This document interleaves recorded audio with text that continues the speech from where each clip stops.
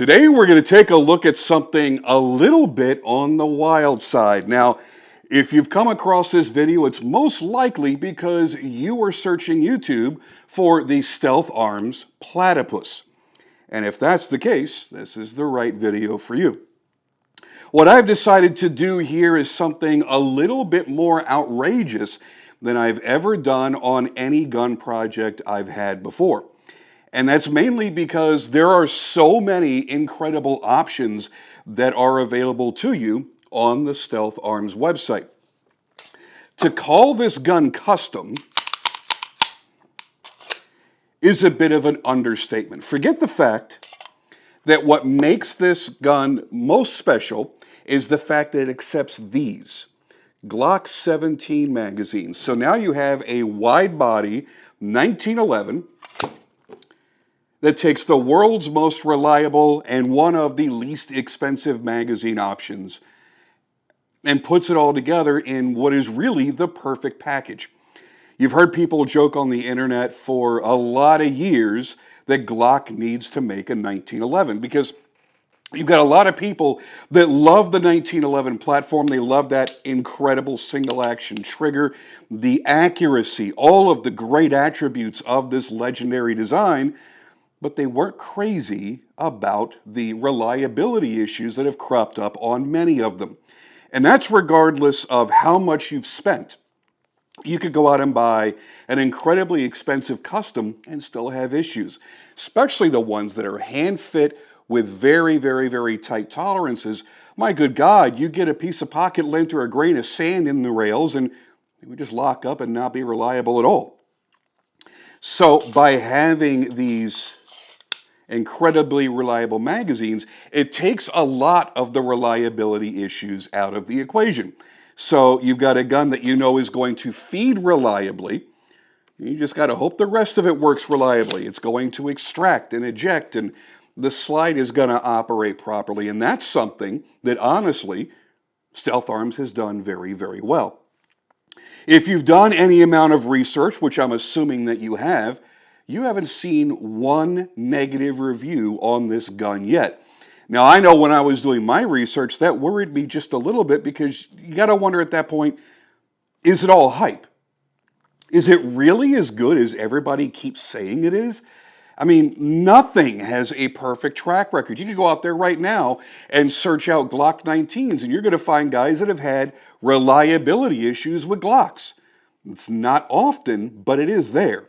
So to go out there and search for the Stealth Arms Platypus and not see anybody saying really anything negative at all, it was a little bit worrisome, especially when you're spending this kind of money. Now, while it may be relatively inexpensive in the world of high-end 1911s, especially ones that are full customs like this, it's still a good chunk of change overall when you're considering how many other guns you could buy for the same amount of money, or how many multiples of those guns you could buy for the same amount of money.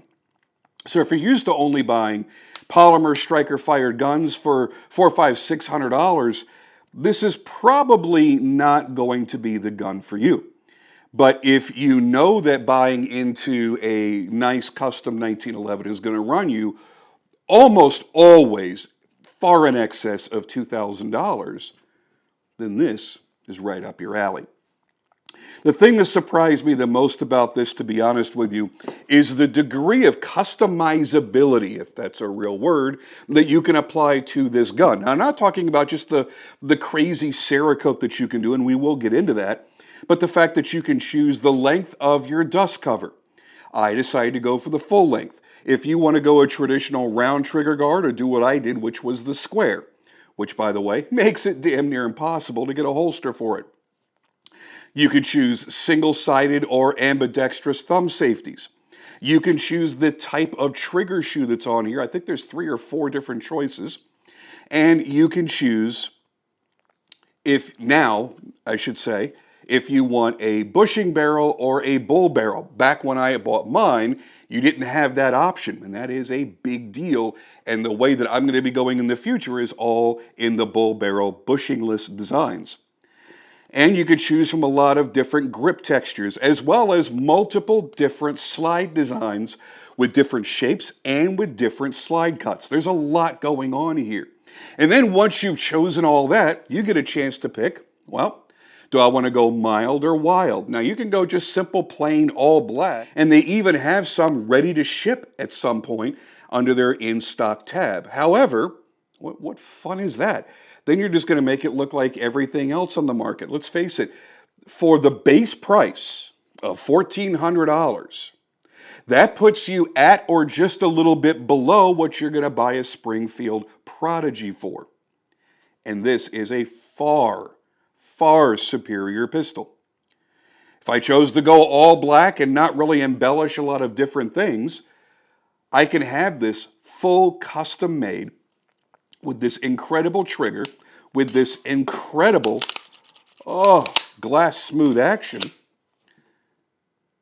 spend less money, get a better gun, and have something that's just by its nature more unique, because this is not a 2011 style. You don't have a polymer grip frame with an with a steel frame inside and then a steel slide up top. You have a one-piece all aluminum frame and then the steel slide on top of that, just like a traditional 1911. Difference is it's a double stack instead of a single stack.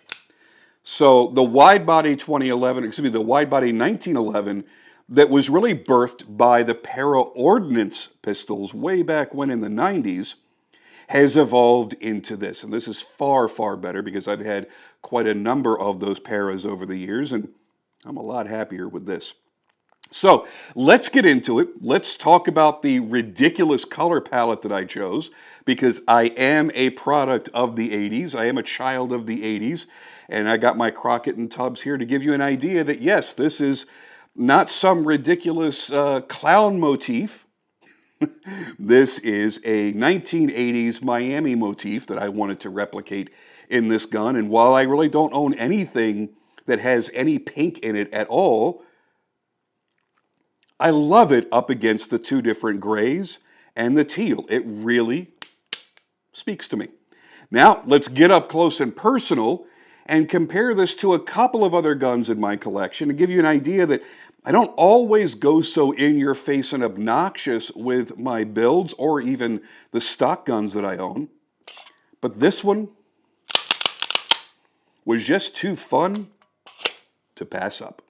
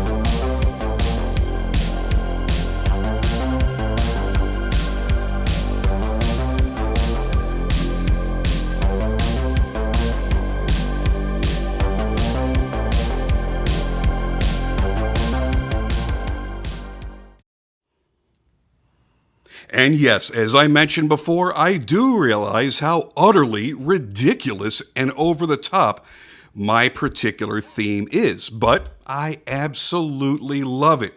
Now, here's the thing. While I typically do things that are much more traditional looking, I mean, just blacked out or black and gray and, nothing particularly crazy, I really wanted to go completely balls to the wall with this.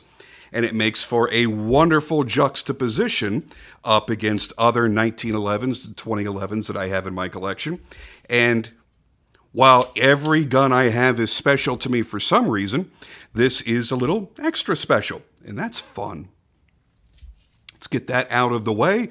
We don't need you anymore, but what we do need is one of the main reasons that you're going to buy this gun.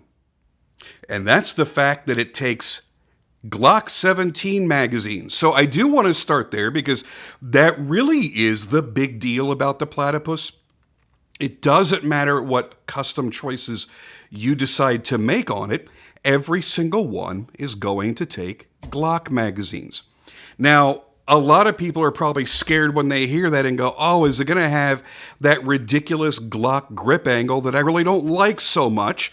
That wasn't a huge concern for me because I've had many Glocks and never really had an issue with the grip angle, but there is a noticeable difference. I'm not going to lie and act like there isn't. However, they have managed to shape the actual grip so that it feels very close, I'm not going to say exactly, but very close to a traditional 1911 grip angle. It's not, but it's also not a crazy grip angle that you would have on the Glock either. So the way they have this set up, yes, it's angled so that this feeds properly, but the way that they have actually shaped the exterior of the grip allows you to have a little bit more of that traditional feel. To the point where I almost don't even realize that this is taking a Glock magazine. Another reason I chose to go this route in this color theme is because I was born in the 70s, so my formative years as a child were in the 80s, and this aesthetic is very, very familiar to me and something that I really, really enjoy. As I mentioned, I'm not really big on the whole pink thing, but really, that's part of the aesthetic. And one of the things that I had considered doing a long time ago was taking a classic from my collection, the Smith & Wesson 3914, which is very close to being from that era. This is from the 1990s. I was considering doing something similar with this. More subtle, of course, but still having the same basic colors built into it. And I'm kind of glad that I didn't, because one of the things I love about this gun is the fact that it is all blacked out, and it has a little bit more of a tactical look than the 3913 did. So I get to keep that just the way it is. Now, let's talk about the features of this gun. But before we get into that, I think it's probably important that we take a look at their website and see exactly how crazy all of this is. And you will lose hours of your life, I promise you, building the 1911, or should say Widebody 1911 of your dreams. I do love how many choices you've got here. Let's take a look. So you've got the base model, and as you see up here, starts at $1,400. And the couple of presets here, pretty basic. Crowd pleaser, it's all black, everything's black. Super easy to pick from. Perry the Platypus, a little bit wild for my particular tastes. Titanium, and then cotton candy. So, if you want to take something and completely change it up, start with the base model and then click Customize. Once you've done that, that opens up this entire screen off to the side, which I need to just kind of move this a little bit. There. Now you should be able to see everything as I'm doing it.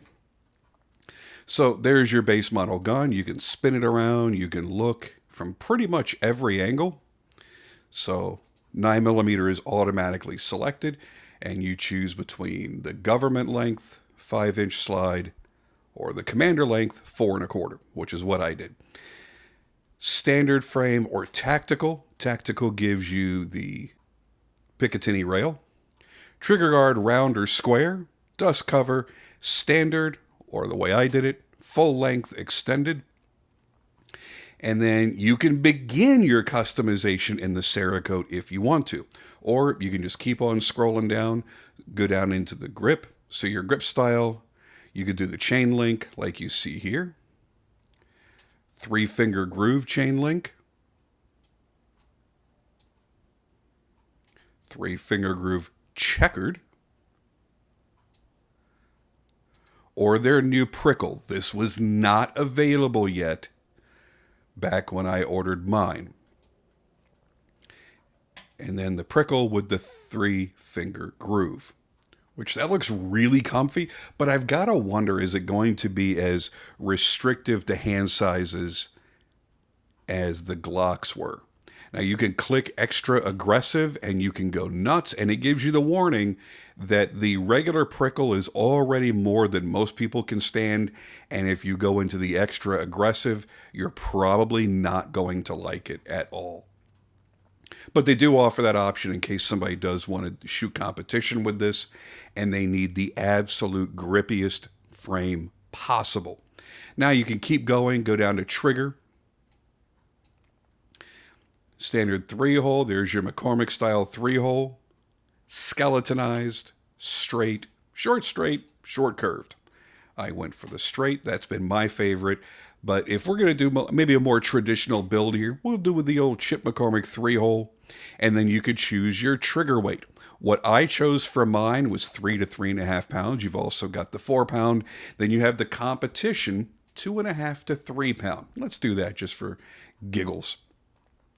Go down to barrel type. What I have on mine is the bushing because that was the only option back then.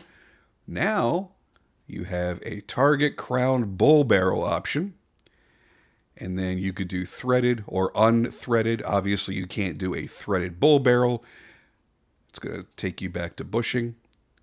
I chose the non-threaded because, unfortunately, I moved away from a free state to a state that does not allow you to have a threaded barrel.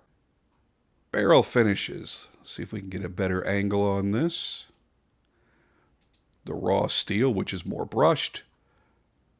Black nitride, or the polished. So let's go a little bit low-key. Let's do black.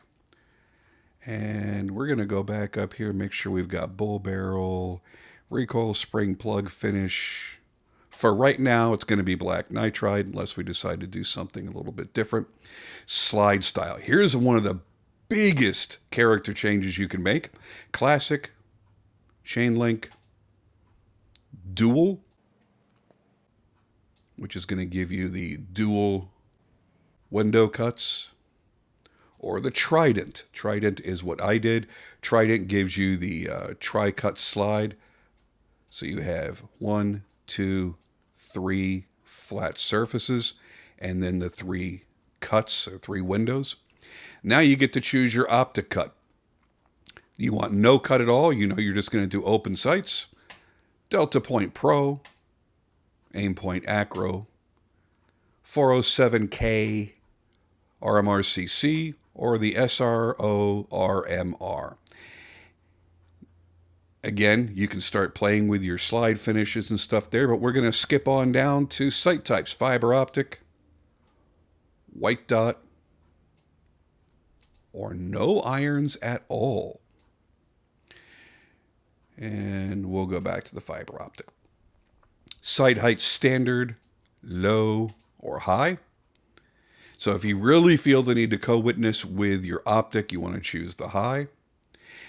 Remember that this is a direct mount cut with no plates, so you could probably get away with the standard height for most everybody, unless you're picking like a Delta Point Pro, which is famously set pretty high on that thick base. Then you're probably going to want to go with the high sights. Front sight finish, rear sight finish. Go down to controls. Do I want a standard or ambi safety?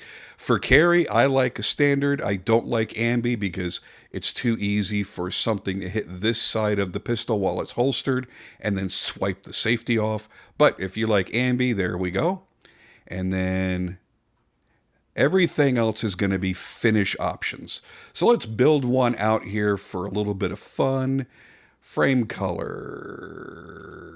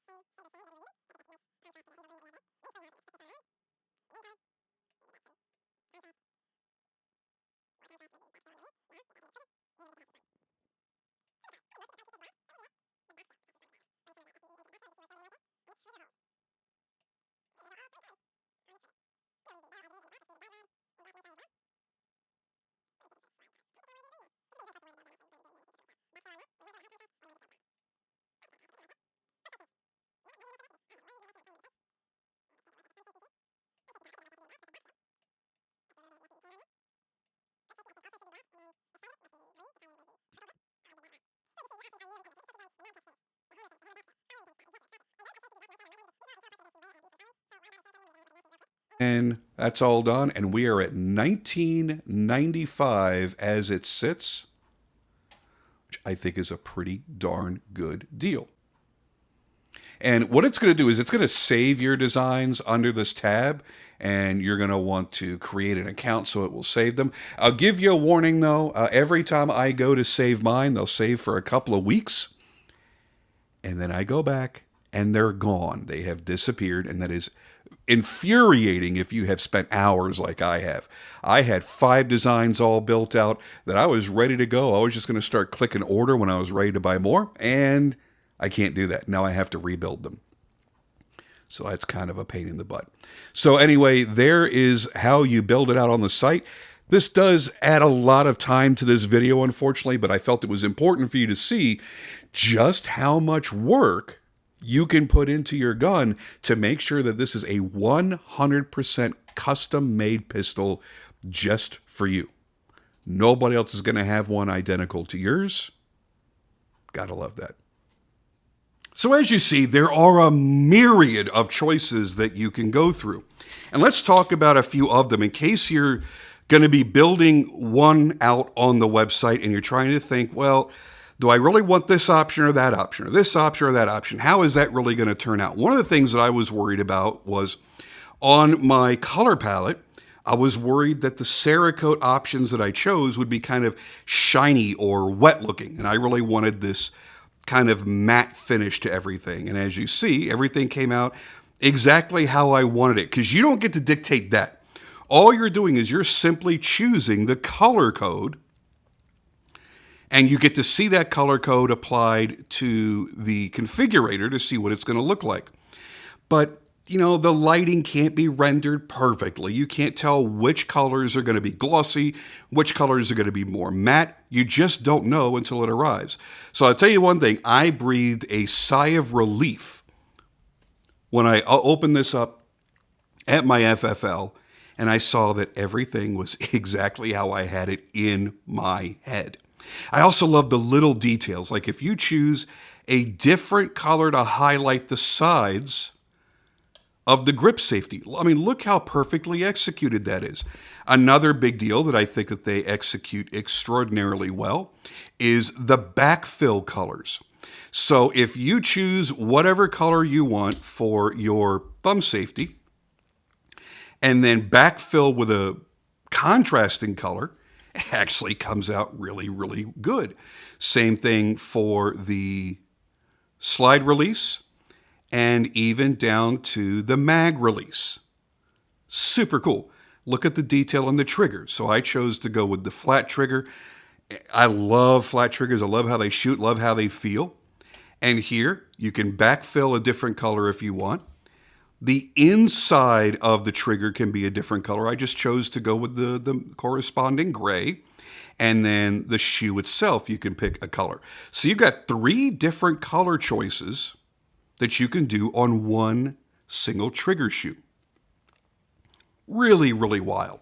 I was also worried about the execution of the Cerakote because I had seen a couple of examples on YouTube where it looked like some of the application didn't look great.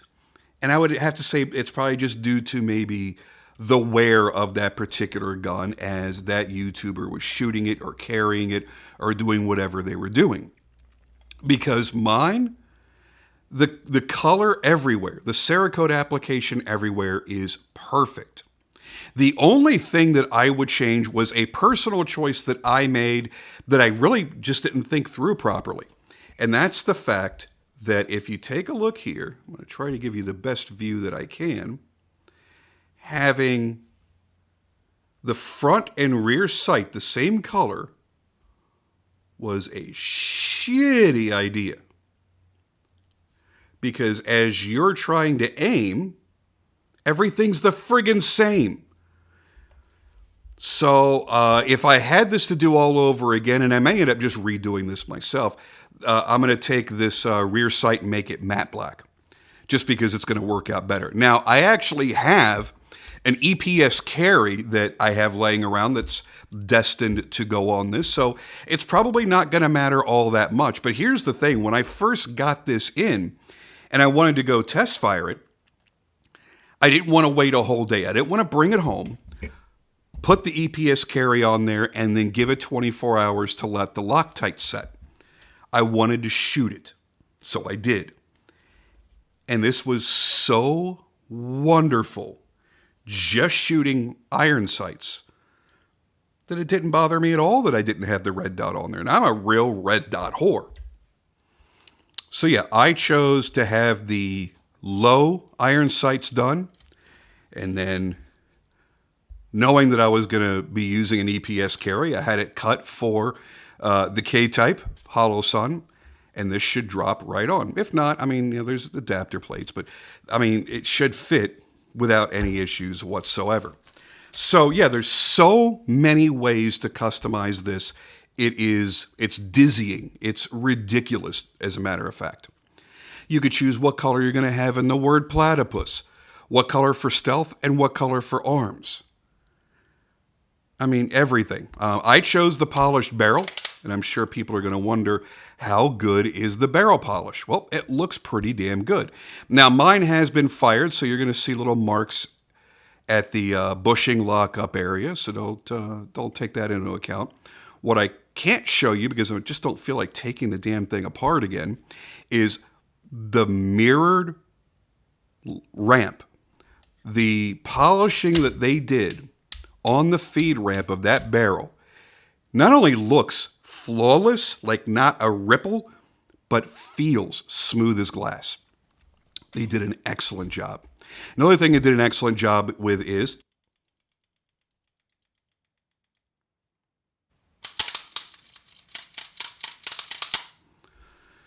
oh yeah, that slide to frame fit is amazing. Really, really amazing.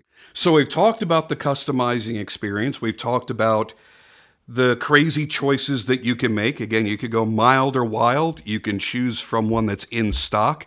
And that's a rare occasion.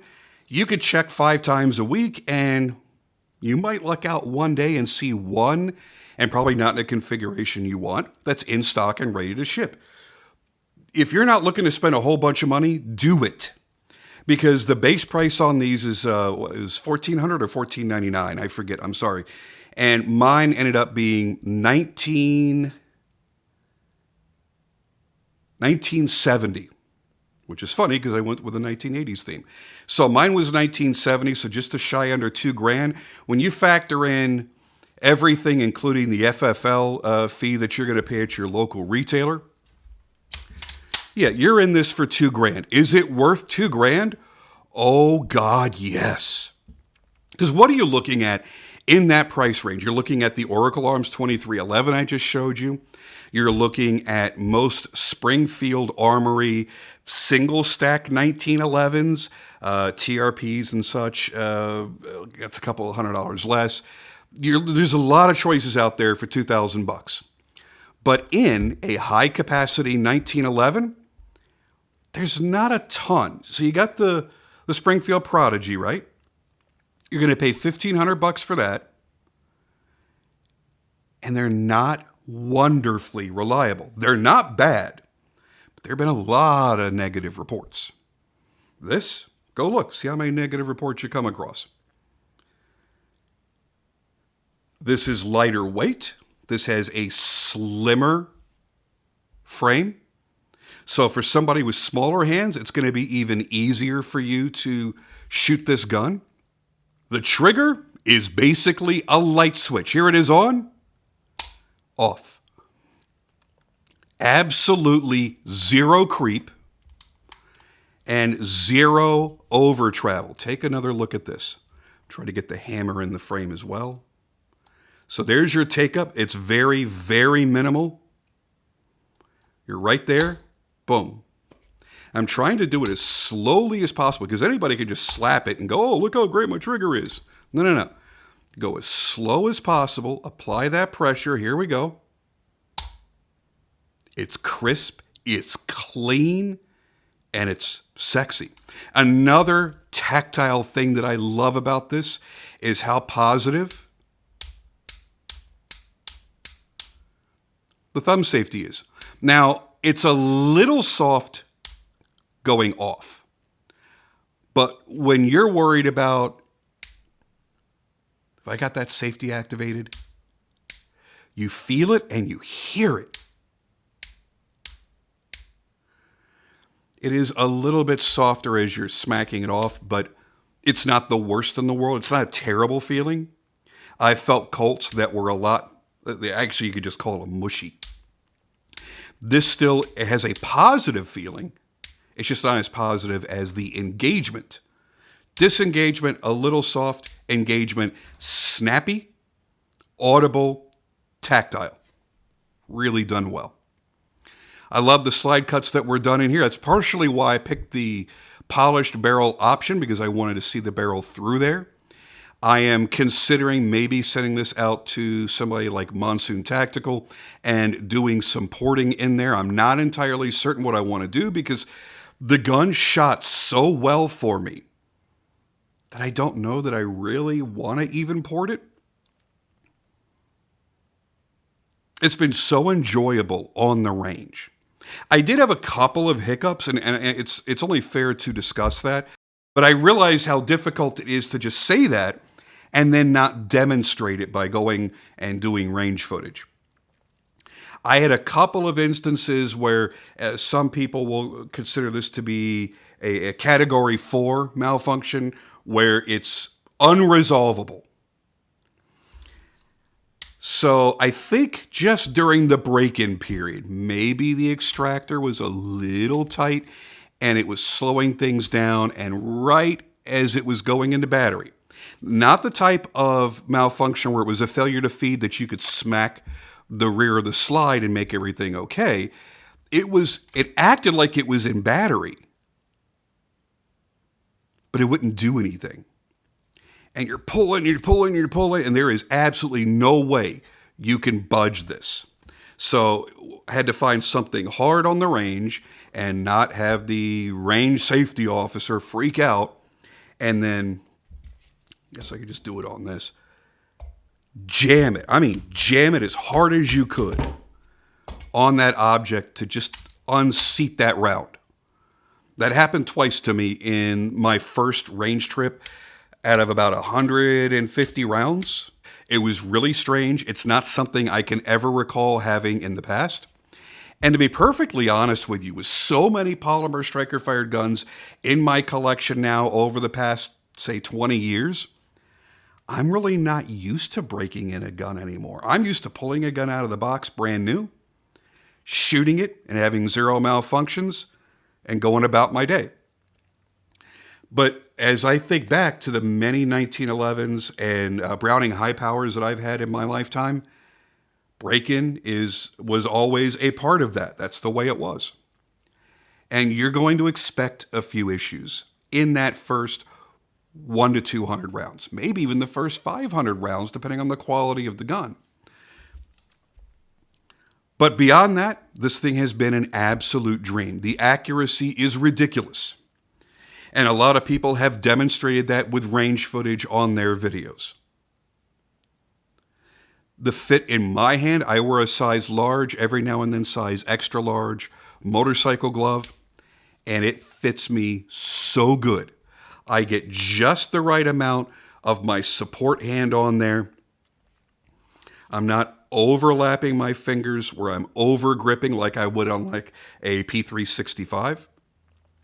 And it's not so big and fat and wide like a staccato that I feel like I don't have the proper grip on it. It's Goldilocks for me. And I will say this, the execution on everything was so good. Take a look right back here. Look at the fitment of the ejector, the fitment of the frame to the slide. Look at the extractor. Everything is as wonderfully fit as you would expect from a full custom gun. I am every bit as happy with the build quality on this gun as I have been with my Les Bears and my Wilson Combats. And man, I know that sounds like it's reaching, So you're like, dude, you're going to compare this brand new company that nobody really knows at a $1,500 to $2,000 price range to a $3,000 plus full custom? Yeah, actually I am. I absolutely am. Another thing that I've kind of forgotten about after so many years of shooting polymer striker fired guns is how wet you need to keep these damn things. But like I said, they are now offering some new options. They're going to have the new grippier frame. They're going to have the bull barrel with no bushing. I'm definitely doing both of those next time around. For sure. But everything was just so well executed here. It was absolutely worth the investment. So if you're looking at it perhaps against other guns, and maybe you're looking against something like a Staccato or a Bull Armory, where you're like, okay, it's just a tiny touch more than a Bull Armory SAS2, and it's a few hundred less than a Staccato. Should I do it? Yeah, absolutely. Like, I'm a Staccato fan. I loved the one Staccato that I shouldn't say loved. I really enjoyed the one Staccato that I owned. But it never made me feel like, oh, wow, I am so lucky to have this. It was good. It was well made. It was accurate. And my particular version was reliable. Even though this goes back a few years, it was reliable. But this I enjoy shooting far more. The trigger, much, much more refined. The fact that I'm using Glock mags for, $20 a pop, that I've already got +2 extensions for, and I'm going to be adding to a few of the magazines. It's a no-brainer, man. It's an absolute no-brainer. And the fact that I don't have to pay extra to put that on there. Well, I guess you do, because you are having to pay for the optics cut. I don't want to be unfair. But with Staccato, if I remember correctly, you don't even get the optics plate. You have to purchase it in addition to your gun purchase. Here, I don't have to do that. It's direct mount, no plates. I pop off the slide cover, and I put my optic on. No fuss, no muss. So I would tell anybody out there, if you're wondering, you can't go wrong buying a Staccato. You're going to love it. You're absolutely going to love it. I think you might love this more. It's going to be a little bit snappier because it's not as heavy. And to me, that's the only negative I can think about this pistol, especially in comparison to a Staccato. It's the only negative I can come up with. Now, if you're like me and you like having 4 or 5 magazines per handgun, look at the investment you're going to have to make with the Staccato. What, $60 to $150 a magazine, depending on which brand you buy? $20 to $25 here. And a lot of times you're going to find sales on these at places like Gun Mag Warehouse and things like that. So maybe $18 to $20 when they're on sale? I mean, come on. And you're never going to have an issue with them. I do have one concern, and this is a longevity thing.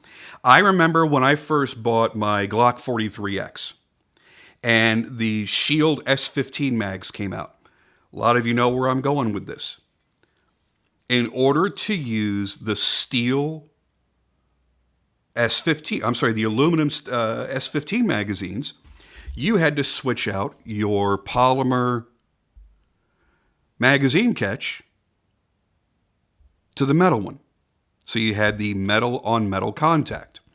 But then you were very carefully instructed, do not try to use any polymer mags with that metal mag catch, because you're going to start tearing the magazine.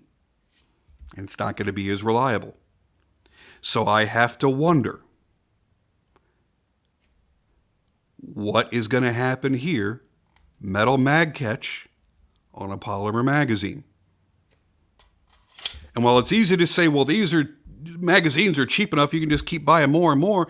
That's great.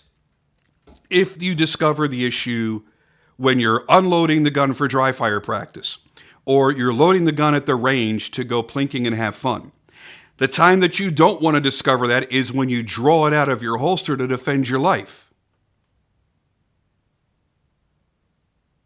So I do worry about that, and I think that's a valid concern, and one that I have not heard one YouTuber bring up yet. Maybe it's because a lot of people that have been playing with the platypus lately, they've been T&E samples that they didn't own, they weren't going to be carrying, and they weren't thinking about that. And the guys that do own them, and the ones, honestly, that influenced me to make this purchase, just may not have had it long enough by the time they made their videos to have considered that. So that's something to keep in mind. And that's something to maybe ask Stealth Arms. I have neglected to do so. I've had a couple of conversations with somebody there. I wish I knew who, but when they email back, they never put their name on the email. So I don't know who it is I'm talking to. So whoever that is at Stealth Arms I'm talking to, dude or chick, whatever, put your name at the bottom so I can at least be respectful enough to, acknowledge who you are when I email you again. But that's probably something I should have done before this video, is ask them, well, what can we expect for longevity? Which, by the way, that extended mag release is just perfect. Perfectly done. Here's the thing, though. If you were using this for competition and you were doing a tabletop start, you're going to have an issue because that's going to get pushed and it's going to unseat your magazine. Anyway, but I did want to bring that up, that it's very easy to reach. But yeah, I think that's a concern for me. I'm not going to keep going over and over and over that point, but that is something I'm a little bit worried about. And if I discover any issues, I will come back and follow up and let you guys know. That's all I can really do. Thanks for watching, everybody. I'll see you on the next video.